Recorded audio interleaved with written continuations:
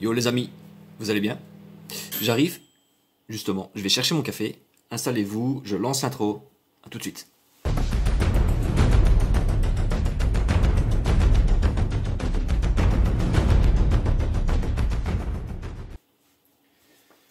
Voilà, voilou. Ça va les amis? Voilà, nouvelle vidéo. Comme vous pouvez le constater, je ne suis pas derrière mon camion, mais je suis dans mon bureau. Mon bureau est Felcar. Et cette vidéo s'intitule le premier FAQ d'Felcar. Bon, je dois avouer que je ne savais pas ce que c'était un FAQ, donc j'ai regardé un petit peu les autres youtubeurs, donc j'ai vu un petit peu comment ils procédaient, donc questions-réponses, etc.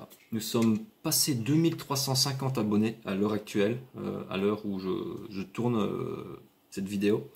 Merci beaucoup, honnêtement, merci beaucoup parce que vous êtes chaque fois de plus en plus nombreux à vous abonner à ma chaîne, à me suivre, à commenter mes vidéos, et c'est du pur bonheur. Je lis chaque commentaire, d'ailleurs je mets toujours un petit cœur. Je lis, ça ne veut pas dire que je passe les commentaires et je mets juste un petit cœur. Bat! Ah oui, ça c'est Batman, c'est mon chat. Viens dire bonjour, viens. Au lieu de faire la folle.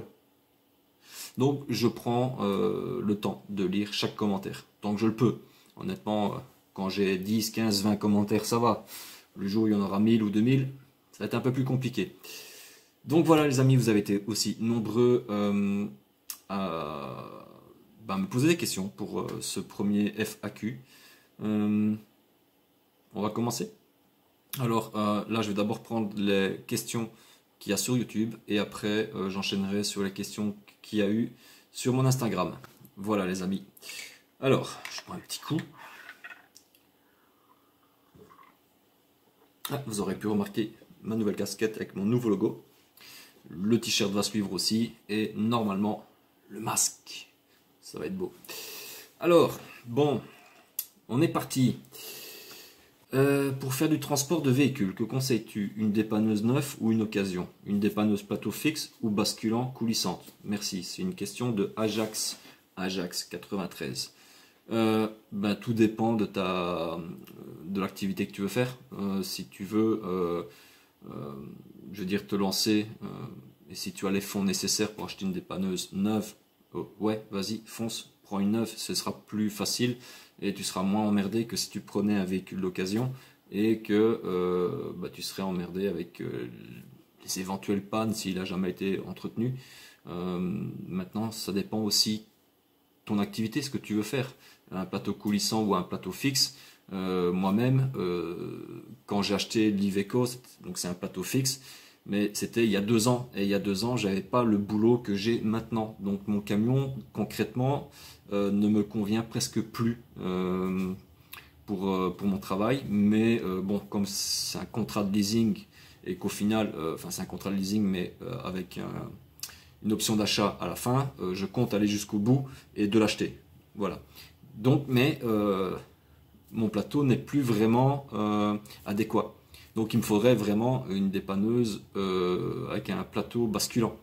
Mais bon, on verra dans le futur pour le prochain véhicule.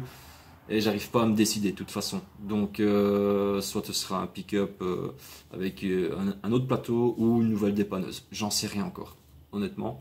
Mais honnêtement, ça dépend de ton activité, ce que tu veux faire. Voilà. Si tu veux faire du dépannage de véhicules accidentés et tout ça, oui, forcément, il te faudra un plateau coulissant. Sinon, si c'est pour si c'est pour transporter des voitures lambda, comme moi je faisais avant, plateau fixe, ça va très bien. Voilà. As-tu déjà accroché la voiture d'un client? Si oui, comment as-tu géré le problème? Oui.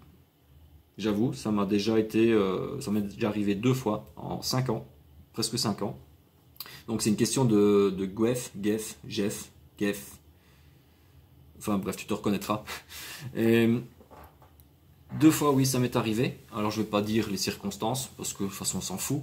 Mais comment j'ai géré le problème? C'est que j'ai contacté le client, je lui ai dit que j'ai fait une bourde et que je vais prendre en charge les réparations, chose que j'ai faite. Voilà, en bon professionnel. Alors, ce ne sont pas des gros dégâts, fort heureusement. Donc c'est moi qui ai pris en charge, je veux dire, le dégât. et je n'ai pas fait intervenir l'assurance transport, parce que bon, il demande aussi des franchises quand tu ouvres un dossier, et j'ai pas voulu ouvrir un dossier pour ça. Donc on s'est arrangé à l'amiable et j'ai payé la facture. Voilà. Est-ce que avec le temps tu vas recruter des chauffeurs? Donc c'est Ethan Lamiel qui m'a posé la question. Non, je n'engagerai pas de chauffeur. Ça a été pour moi, comment vais-je dire, c'était l'idée à la base. Quand j'ai commencé à créer mon activité de transport, c'était d'avoir un chauffeur avec moi, donc avoir 2 véhicules et les faire tourner. Le problème en Belgique, je pense qu'en France aussi, les charges salariales sont énormes. Et le chauffeur m'aurait coûté vraiment, vraiment très cher et aurait pris tout mon bénéfice, rien que pour le salaire. Donc quand on compte le salaire du chauffeur, l'assurance qui va avec, faire rouler le véhicule avec lequel il va travailler, les assurés, les péages, les carburants, au final, quand on décompte tous les frais, il ne reste pas grand chose. Donc ce n'était pas viable. Donc du coup, c'était ça l'idée que j'ai eue, c'était au lieu d'engager des chauffeurs, c'était de faire un partenariat avec d'autres transporteurs indépendants qui sont comme moi, et je préfère limite prendre le boulot délégué et prendre une commission sur le transport comme on fait, et au moins le boulot il est fait, le transporteur il travaille, et moi j'ai une petite rentrée d'argent, et au final, voilà, c'est vachement plus facile. Alors, Yann Dubois, un super fan, lui, à chaque vidéo, à chaque post, il est là, il like et il fait un beau commentaire. Salut Yann, super vidéo, je kiffe de ouf. Bref, comme d'hab, continue comme ça. Question pour ta FAQ, comment t'es venue la passion du transport de voiture? Déjà, ma passion du transport est arrivée dès que j'étais tout petit. Au fait, j'avais des membres de ma famille qui étaient routiers, donc du coup, voir des gros camions devant chez moi, c'était waouh, l'extase. Et du coup, je jouais beaucoup avec des petits camions quand j'étais petit, des camions majorettes. Et puis je savais déjà tout petit que je voulais faire ça. Mais le transport de voiture est venu beaucoup plus tard. C'est-à-dire que je suis sorti de l'école avec mon permis de conduire en 2001 et genre 2 mois après, j'ai touché un porte-voiture pour la première fois. Je ne connaissais pas ce monde-là, donc je travaillais pour Gallicaire, pour ceux qui connaissent. C'était une très très grosse boîte. Ils ne font pas que le porte-voiture, mais ils ont une grosse activité dans le transport de voiture. Et bon, j'ai essayé et j'ai accroché et j'ai adoré. Ensuite, j'ai fait d'autres boîtes de transport de voitures. Et après, bon, j'en ai fait vraiment mon activité principale. Mais ouais, ça fait presque 20 ans déjà. Waouh, la claque. Ah ouais, on arrive en 2021. 20 ans. On rajeunit pas. Une petite question pour ta FAQ. Question de J. Didai. Combien de kilomètres en moyenne par mois ou à l'année tu fais? Sérieusement? Pour 2019, j'ai presque fait 200 000 km. C'est véridique. Bon, dans les 200 000 km, il y a aussi eu le gumball qui m'a bouffé pas mal de kilomètres. En moyenne, ouais, par mois, c'est en général 10-15 000 kilomètres. Mais ça a été un record en 2019. Ici, en 2020, je vais en faire beaucoup moins. Ici, je pense que je vais faire dans les 170 000 km sur l'année, vu qu'il y a eu le confinement début d'année. Donc, je suis resté 2 mois à l'arrêt. Et ouais, je pense que en fin d'année, j'aurais fait 170 000 km.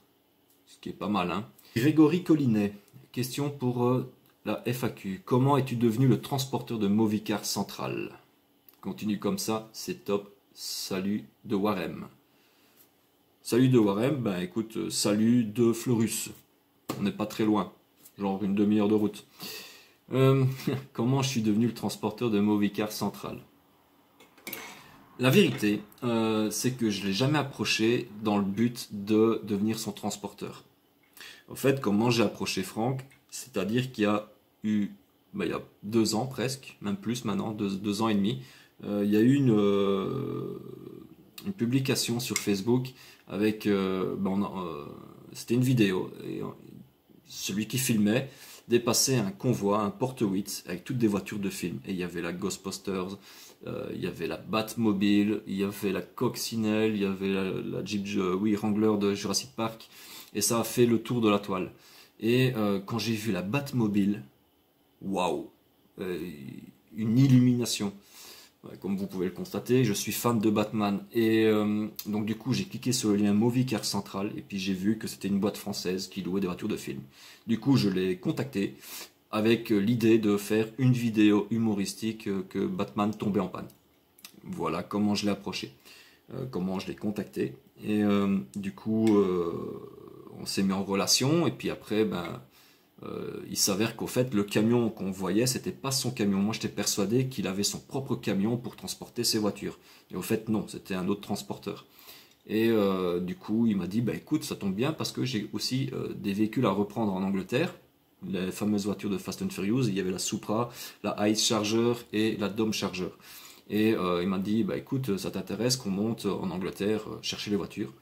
Je dis, ouais, cool, on le fait. Et du coup, j'ai effectué le transport avec lui. Et après, il a été super content du service. Et puis, on a continué à faire un deuxième transport, un troisième transport. Et après, je suis devenu son transporteur officiel. Et malgré le fait que c'est du business, mais il y a aussi un lien d'amitié qui s'est lié entre lui et moi. Et voilà. Donc, Franck, si tu me vois, salut. Tu ne peux marre. Donc voilà. C'est déjà tout en commentaire, enfin en question YouTube. Je pensais qu'il y avait beaucoup plus. Bon, c'est pas grave. On va aller sur Instagram. Là aussi, j'ai eu des commentaires. Ah tiens, Étienne de Transport et Plus. Ton premier ensemble pour tracter. Et puis évolution.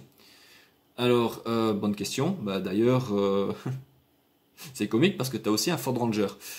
J'ai commencé avec un Ford Ranger. Voilà, mon activité, ça a été un pick-up et un plateau ouvert. Donc j'ai acheté le neuf, le bas de gamme, le moins cher possible. Un Ford Ranger XLT, 2 litres 2, 150 chevaux. D'ailleurs, je le mets ici. Tac, la photo c'est mon premier transport. La photo qui est là. Et comme quoi l'évolution en 5 ans. Et j'ai acheté une remorque d'occasion. De la marque Bros.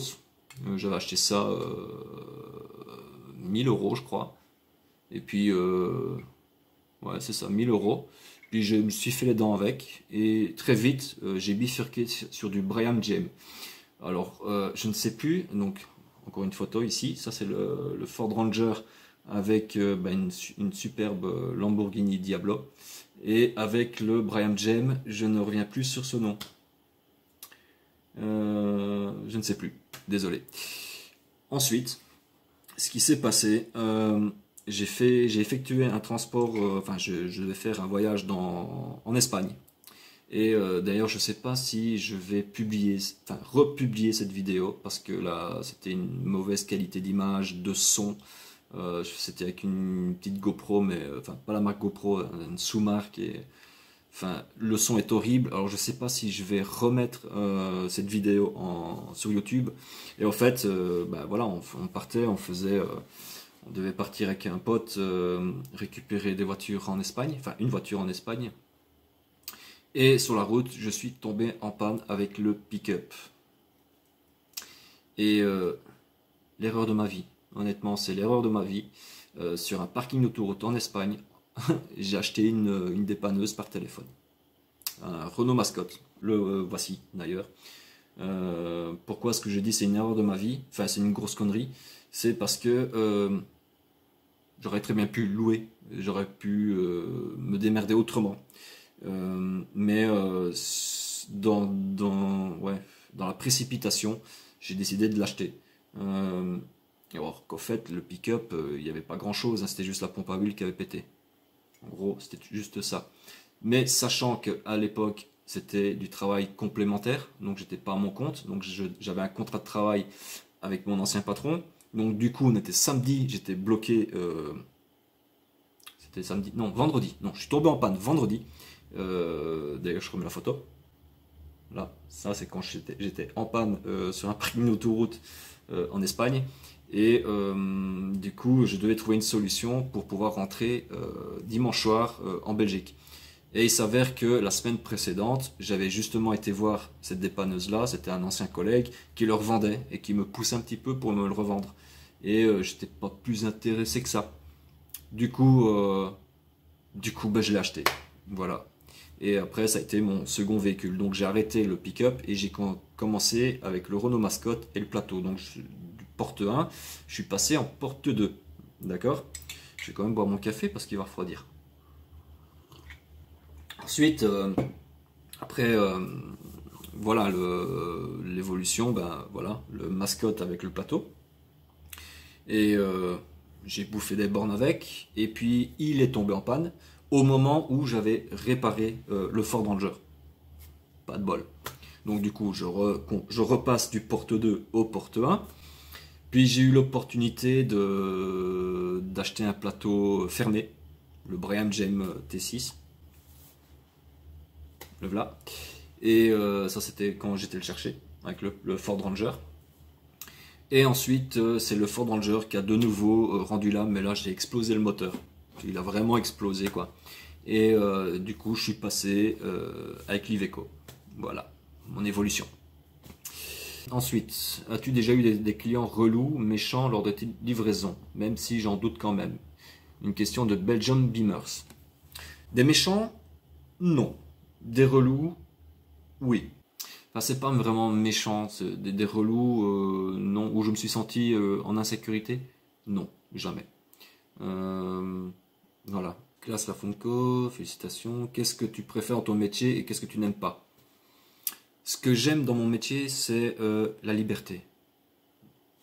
Je suis libre, je fais ce que je veux, j'organise mon travail comme je veux, je voyage partout, je me sens libre. Et ce que je n'aime pas, qui c'est qui m'a posé la question? Novanx.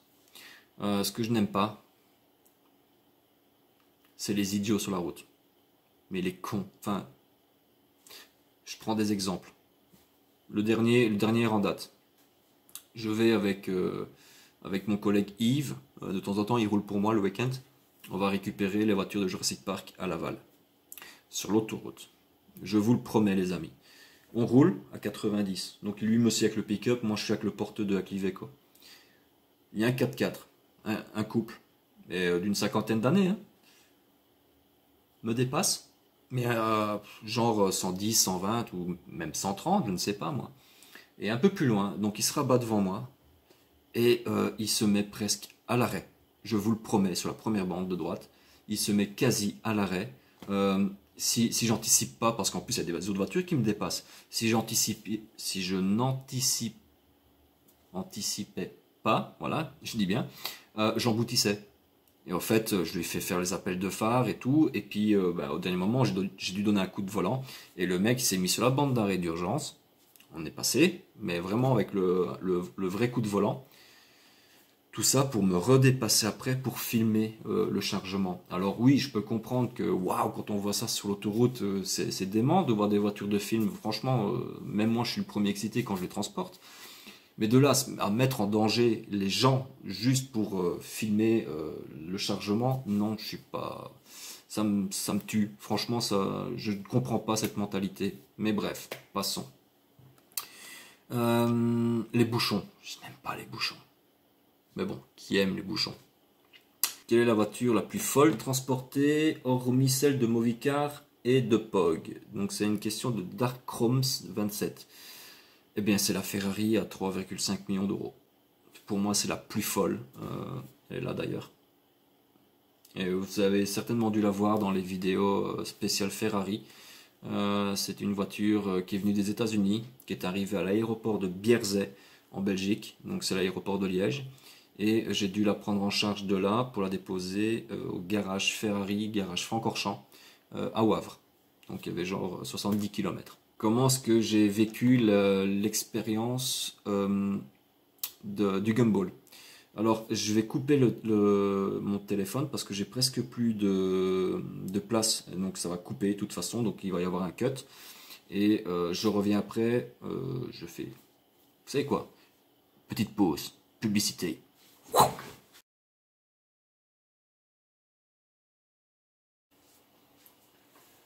Est-ce qu'ils sont encore là?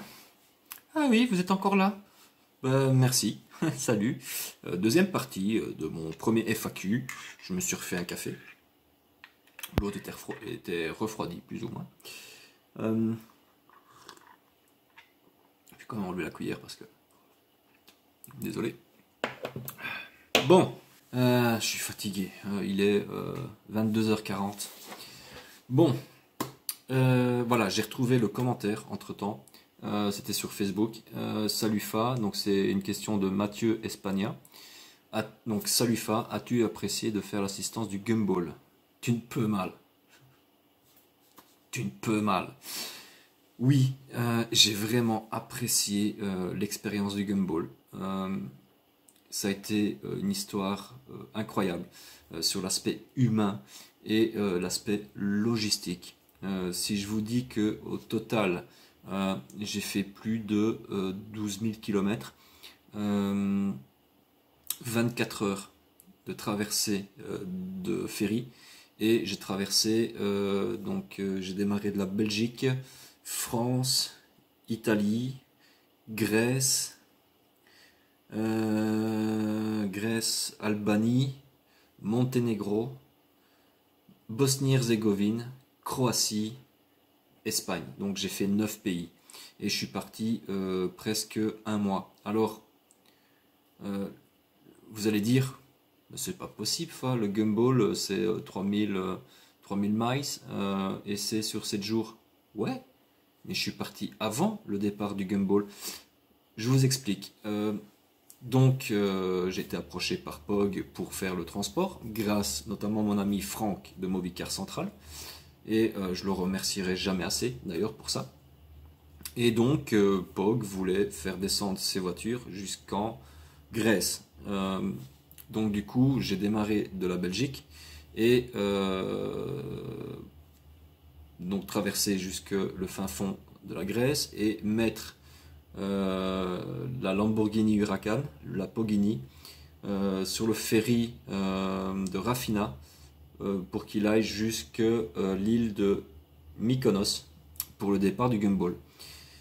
Et bien, quand je suis parti de la Belgique, sans même savoir, parce que ça n'a pas été préparé longtemps à l'avance, j'ai préparé le départ du gumball genre 15 jours avant le départ du gumball à Mykonos. Ça a été fait en urgence. Donc du coup, il a fallu trouver les ferries, réserver, faire l'itinéraire. Et donc voilà, me voilà parti. Eh bien, je suis arrivé,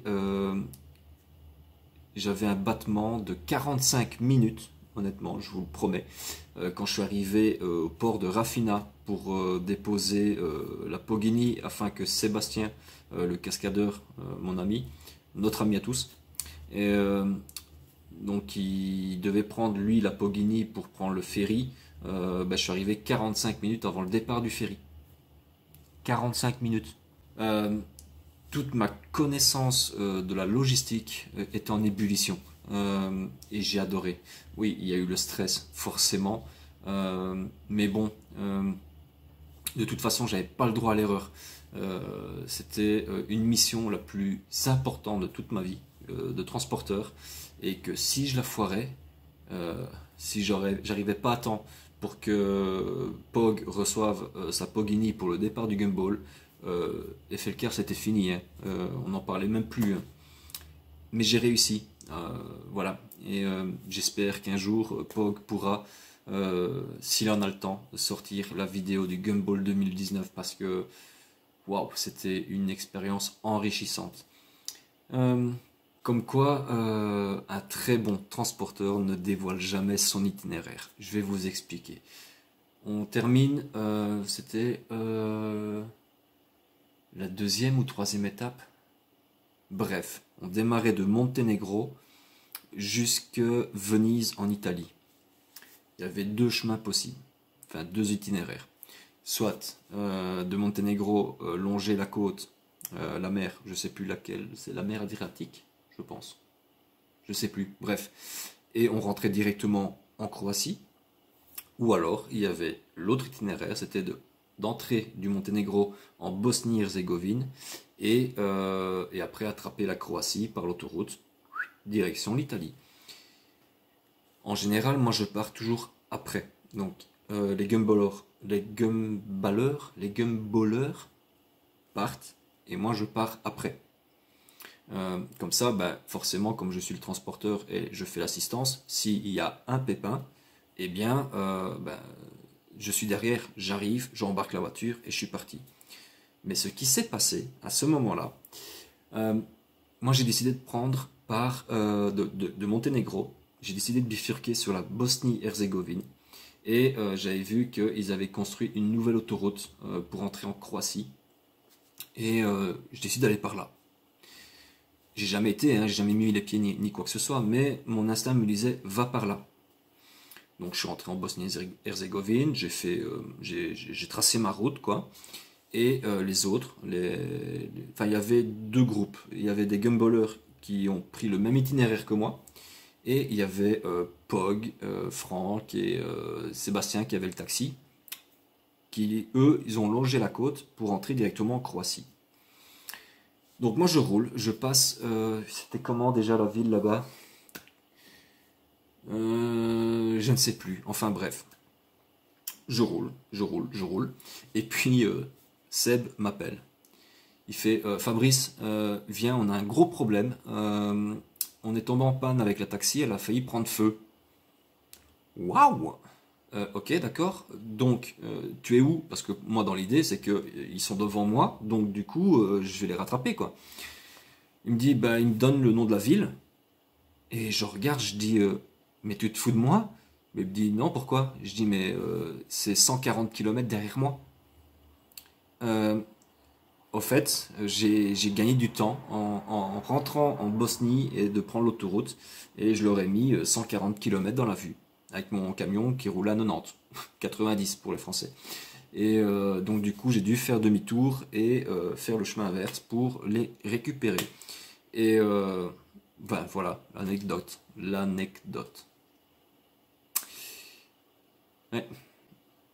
Les bons transporteurs ne dévoilent jamais leur itinéraire. Jamais.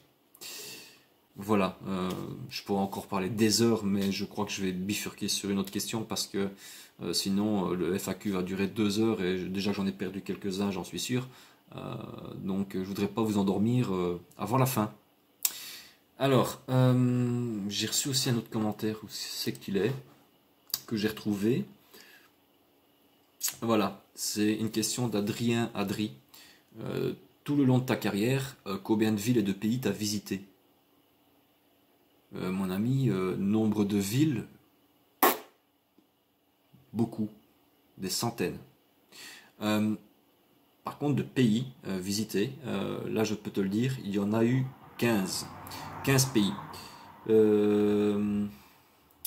Belgique, Pays-Bas, Luxembourg, Allemagne, France, Autriche, Suisse, Italie, Grèce, Albanie, ne gardez plus mes doigts. Albanie, Monténégro, Bosnie-Herzégovine, Croatie, Espagne. Ah, j'ai oublié le Portugal. Ah non, Portugal. Et Angleterre. Je pense que ça fait 15. Dites-moi en commentaire si vous avez bien suivi. Voilà les amis.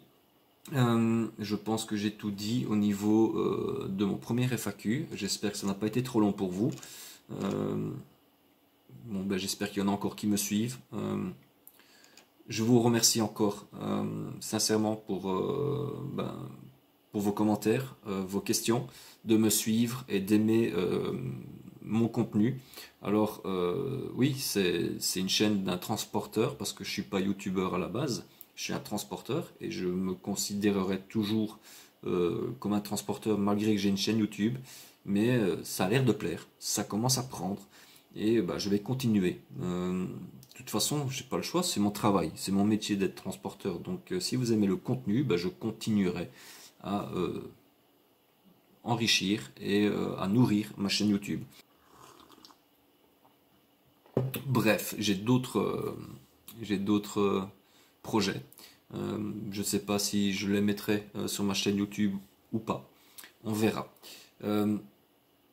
Mettez-moi en commentaire si vous souhaitez voir la vidéo de notre road trip en Espagne, la fois où je suis tombé en panne avec le Ford Ranger. Alors, pour ceux qui suivent Pog, il parle de, quand il a fait sa vidéo avec la Mini, il parle d'une autofiction. C'est ce que j'ai fait au fait. C'était en 2017. C'est ce que j'avais fait avec cette vidéo là. Et si vous souhaitez la voir, mettez en commentaire. Je vous annonce déjà d'office que le son est merdique. C'est pas de ma faute. Enfin, si, parce que j'avais une mauvaise caméra. Mais si vous souhaitez voir cette autofiction, il y a des trucs qui sont fictifs et d'autres qui sont réels. Et c'est ça le mélange que Pog parlait dans sa vidéo contre le cyberharcèlement. Voilà, n'hésitez pas, mettez en commentaire et alors en fonction de ça, ouais, je publierai peut-être bien la vidéo. Voilà les amis, sur ce, Bat, attendez, parce qu'elle fait une bêtise. Bat, ah, ma belle, ça va toi hein? Voilà, je vous présente Bat, ma chatte. Oh ma chérie, tu dis au revoir? Au revoir. Et n'oubliez pas, avec FLCar, tu ne peux mal.